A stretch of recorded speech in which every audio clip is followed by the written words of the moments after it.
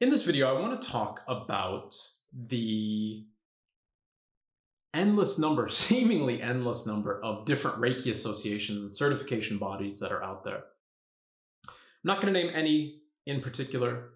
It's not a dig. I'm going to give pro and cons as to why we might want to work with some of these organizations and why we might want to avoid some of these organizations.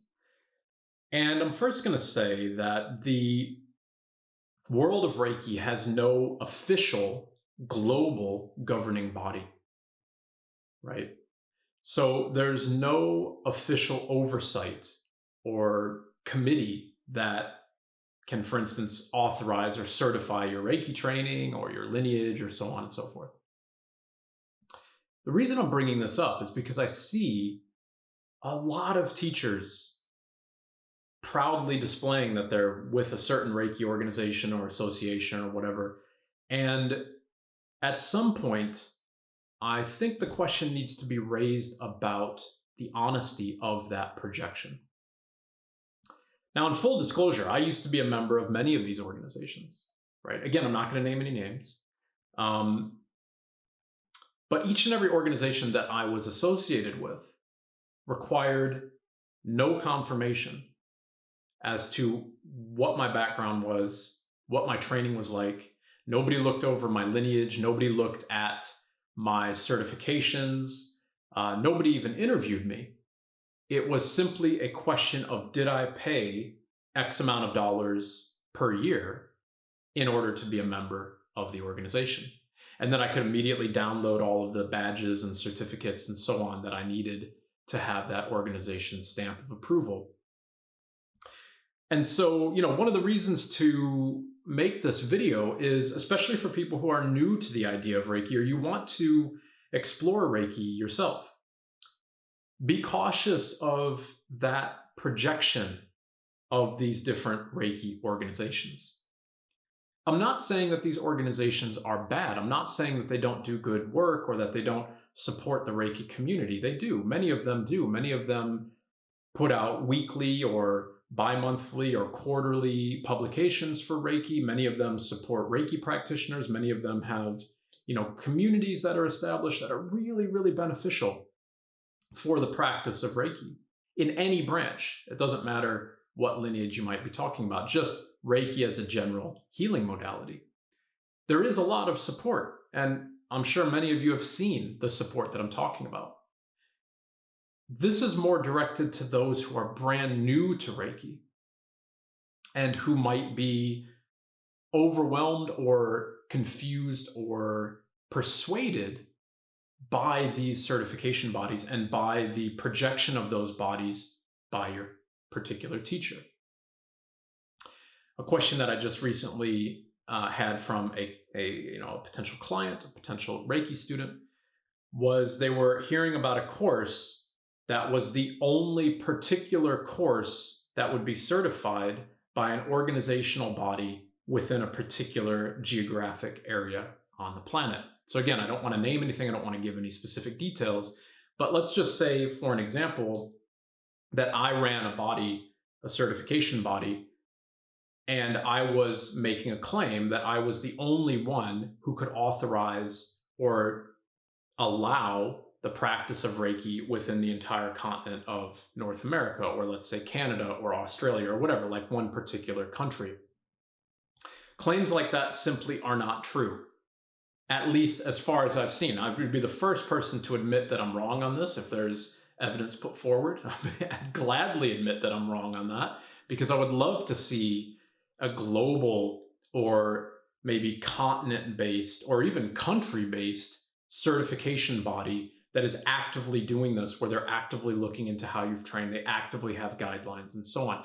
Those might exist, they might start to come forward, and they might already exist and I just don't know about them. I've just never seen them beyond, and I want to make this very clear, beyond the claims of the teacher who happens to be teaching that line of Reiki within that particular body. I've heard that many, many times. Like, I'm teaching this line of Reiki and you'll get a stamp, and this is the only one that is going to be approved by our local government.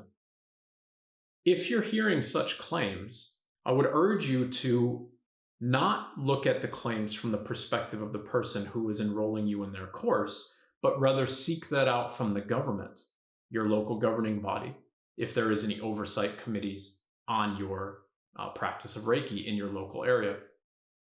Verify it with them, not the person who's selling you the course, right? This happens all too often. So it's kind of a word of caution. I really want people to look into that and think about that.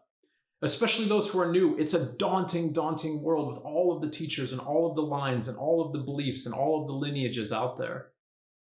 On top of that, all of the different associations within the Reiki world, right? So take a moment, take a pause, and just look into it. Dig a little bit deeper, right?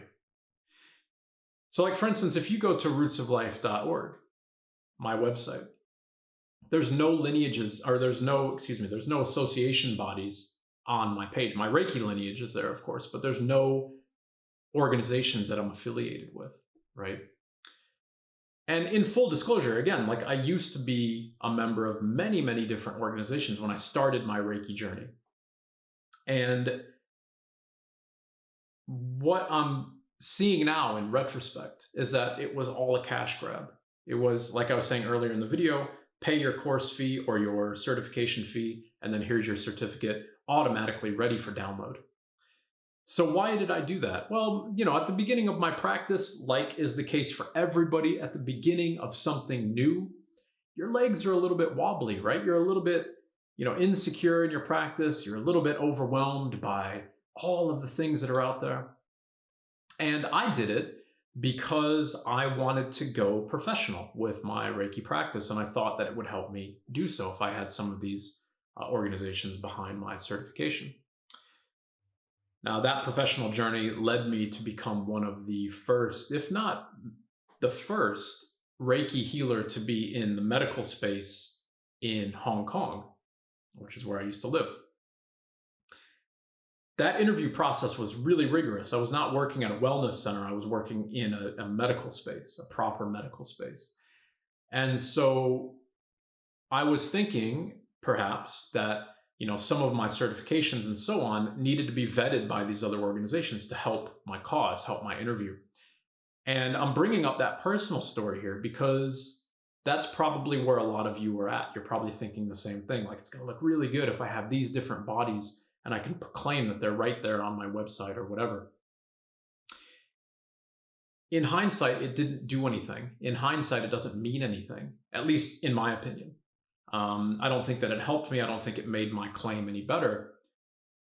What helped me the most was the surrendering into my own practice, was staying with the guiding precepts of Reiki. And one of those here is, just for today, I will do my work honestly.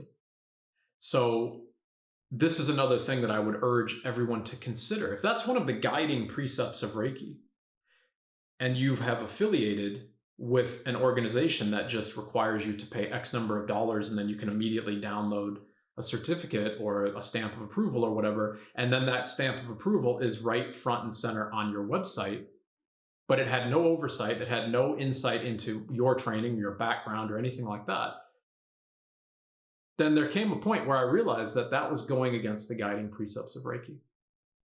Again, that's in my opinion. I know it's a big claim, but that's in my opinion anyways. So, I would urge you to consider that as you look into any of these different organizations, if you're considering, aligning with any of them and so on. And again, I want to be abundantly clear that I would so graciously be proven incorrect in this. I would love to be proven incorrect in this, but not from hearsay and conjecture, but with proof. Here's an organization that is manually going through everybody's certifications and teachings and approving step by step all of the things that they've learned, because those are directly related to the roots of Reiki. And to me, the roots of Reiki are Usui Reiki Ryoho, because that's where it came from. That's where every other one of these lineages traces itself back to the roots of Japanese Reiki founded by Usui Sensei. And so for me, if such a body exists, I would love to know. So if you know that, put it in the comments below, and I would thank you endlessly for that. And again, that's not at the hearsay and conjecture and belief of the teacher who's selling you the course. That would be factual. I want to see that factual. I have no doubt that a lot of people will say that these things are related or that these courses are governing bodies. But belief and fact, in this case, can be wildly different areas of conversation. So, am I saying in general here to not go with these governing bodies or these organizations or whatever they may call themselves? No, I'm not saying that, because a lot of them, your membership is supporting really robust and beautiful things that they're doing for the world of Reiki. But rather, what I'm saying is to just be cautious, just be mindful of what you're getting into. And in particular, if you're putting those stamps on your page, perhaps take a moment of pause and ask yourself why that is going there and what does that mean about your own practice. All my own opinions, all my own thought here, right? Just expressing where I'm at with my own practice and my thoughts here.